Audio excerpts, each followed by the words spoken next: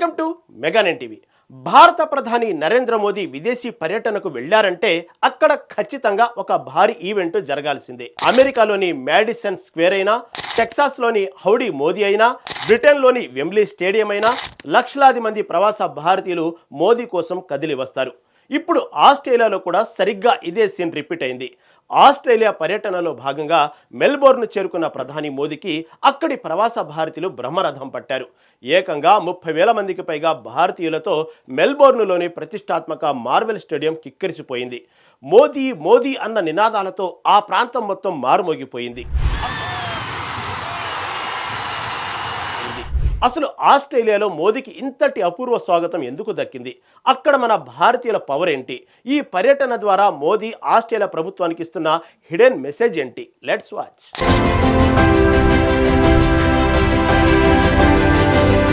ప్రధాని మోదీ సభ కోసం ఆస్ట్రేలియాలోని ఇండియన్ ఆర్గనైజేషన్స్ భారీ ఏర్పాట్లు చేశాయి. దీనికోసం మెల్బోర్న్లోని అత్యంత famous sports and entertainment venue అయిన మార్వెల్ స్టేడియంను ఎంచుకున్నారు. ఈ సభకు కేవలం మెల్బోర్న్ నుంచే కాకుండా సిడ్నీ, బ్రిస్బేన్, అడిలైడ్ లాంటి ఇతర నగరాల నుంచి కూడా వేలాది మంది భారతీయులు ప్రత్యేక విమానాలు, బస్సుల్లో తరలివచ్చారు. మోదీ స్టేడియంలోకి ఎంట్రీ ఇవ్వగానే భారతీయ సంప్రదాయ నృత్యాలు, డప్పు వాయిద్యాలతో ఘన స్వాగతం పలికారు.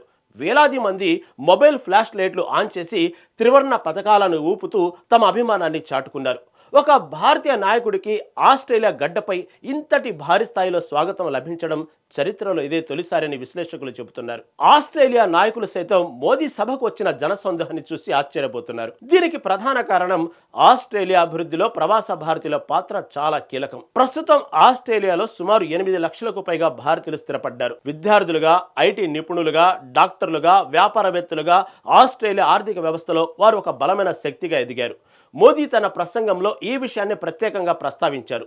మీరు కేవలం ఆస్ట్రేలియాలో నివసిస్తున్న భారతీయులు మాత్రమే కాదు, 2 దేశాల మధ్య ఉన్న వారధి. మీ కష్టం, మీ నైపుణ్యం చూసి ఈరోజు ప్రపంచం మొత్తం భారతదేశం వైపు గౌరవంగా చూస్తుంది అంటూ మోదీ ప్రవాసుల్లో మరింత స్ఫూర్తిని నింపారు.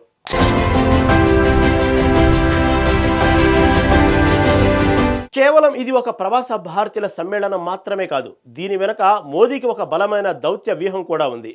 ప్రస్తుతం ఇండో పసిఫిక్ ప్రాంతంలో చైనా ఆధిపత్యం పెరిగిపోతున్న తరుణంలో ఆస్ట్రేలియాకు భారతదేశానికి మధ్య స్నేహం ఎంతో అవసరం.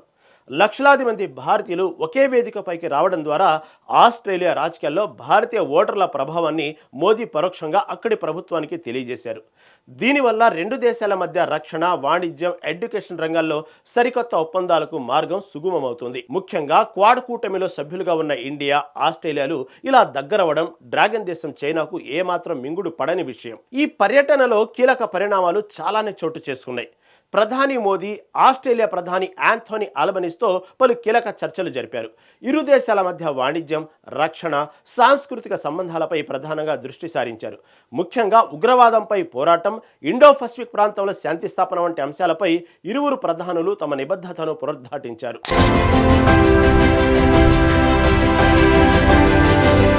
ప్రధాని నరేంద్ర మోదీ ఆస్ట్రేలియా పర్యటన అన్ని విధాలుగా విజయవంతమైందని చెప్పడంలో సందేహం లేదు. మెల్బోర్న్లో లభించిన అపూర్వ స్వాగతం భారత ఆస్ట్రేలియా సంబంధాలకు కొత్త ఊపిరి పోసింది.